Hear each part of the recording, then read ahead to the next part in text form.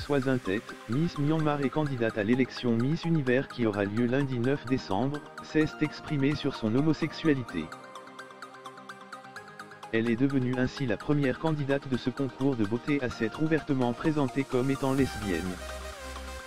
C'est avec beaucoup de courage que Swazintet a pris la parole pour se présenter telle qu'elle est.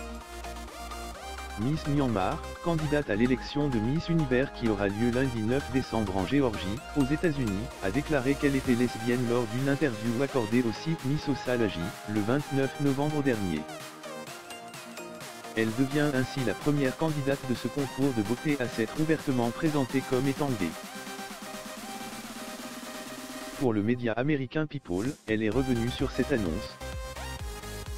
J'ai une plateforme via laquelle, si je déclare que je suis lesbienne, cela aura un impact fort sur la communauté LGBTQ en Birmanie, ancien nom de Myanmar, note de la rédaction, a-t-elle précisé.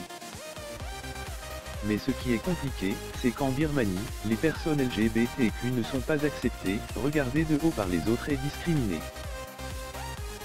Swazintet espère ainsi contribuer à faire changer les mentalités dans son pays. Je viens de commencer un nouveau chapitre dans ma vie, continue Miss Myanmar. La jeune femme de 21 ans explique s'être rendue compte de son orientation sexuelle lorsqu'elle était âgée de 15 ou 16 ans. L'accepter a été plutôt difficile, révèle-t-elle encore. Mais après quelque temps, je me suis vraiment sentie gay et je l'ai accepté, continue la reine de beauté. Il y a 5 ans, elle en a parlé à ses parents.